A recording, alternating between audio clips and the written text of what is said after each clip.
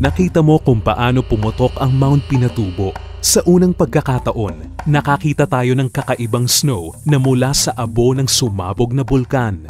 Naranasan mo ang isa sa pinakamalakas na lindol sa kasaysayan ng Pilipinas. Ginulantang tayo ng July 16 earthquake. Nangapa ka rin sa dilim dahil sa araw-araw na brownouts. Kaya nauso ang DST at DOT. Nakita mo si Saddam Hussein sa Gulf War. Nanlumuka sa trahedya sa landslide sa Ormoc City. Gumising ka ng madaling araw para makita lang ng live kung paano dayain si Mansueto Onyok Velasco sa Olympics.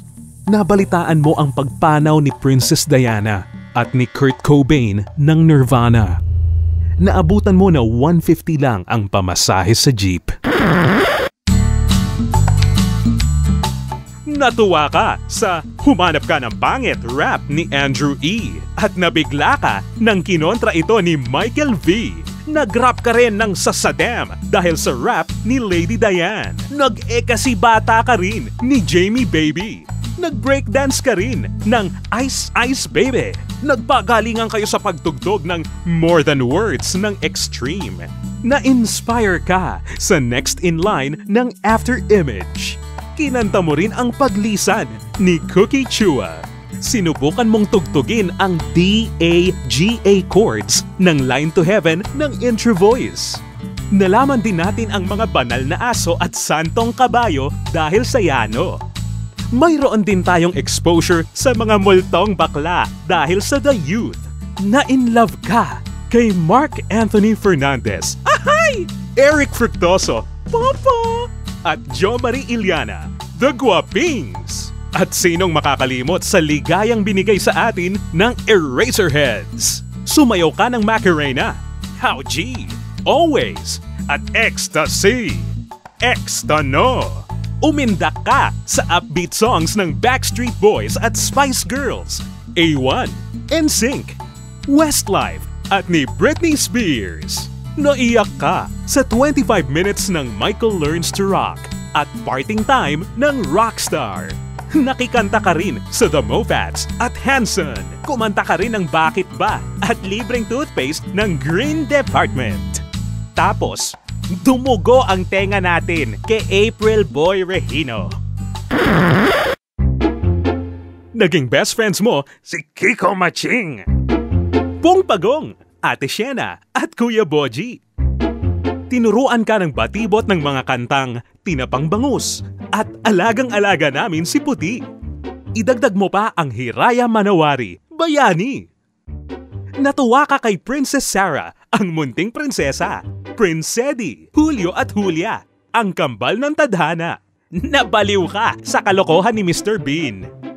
Natawa ka sa adventures ni Tom Sawyer at Huckleberry Finn sa Channel 2. Kilala mo si Don Robert ng Over the Backward at si Kevin Cosme ng Home Along the Riles? Na-magic ka rin ng Okay Ka Fairy Ko ni Enteng Kabisote. Na-in-love ka rin kay Doc Aga sa Okidoki Doc. Naging favorite love team mo si Jolina at Marvin Agustin. Hindi naman nagpahuli si Judy Ann at Huawei de Guzman. Sinundan mo hanggang magdalaga si Ana Luna. Nainis ka kay Gladys Reyes sa Mara Clara. Nagsayaw ka ng Chicken ng Tropang Trumpo. Pinakilig ka rin ng Flames, Gimmick at TGIS. Kapag gusto mo ng English, Beverly Hills 9210 ang pinapanood mo. Sumayaw ka rin kasama ng Universal Motion Dancers at Street Boys. Kilala mo si Ultimate Warrior, Hulk Hogan, Randy Savage, $1 Million Man, at Jake the Snake Roberts. Alam mo na ang kalaban ng Itbulaga ay SST at Chibo ka na! Napanood mo ang Body and Soul, palibhasa lalaki. Abangan ang susunod na kabanata at kilala mo si Dino. Sino ang makakalimot sa 4:30 na ang TV na?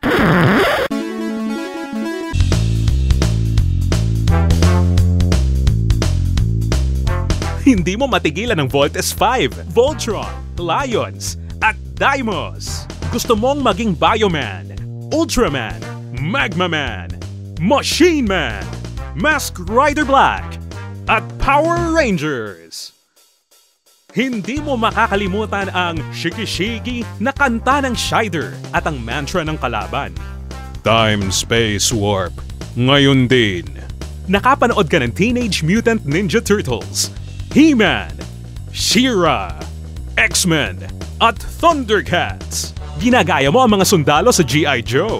Alam mo ang magic ng Visionaries at Humanoids.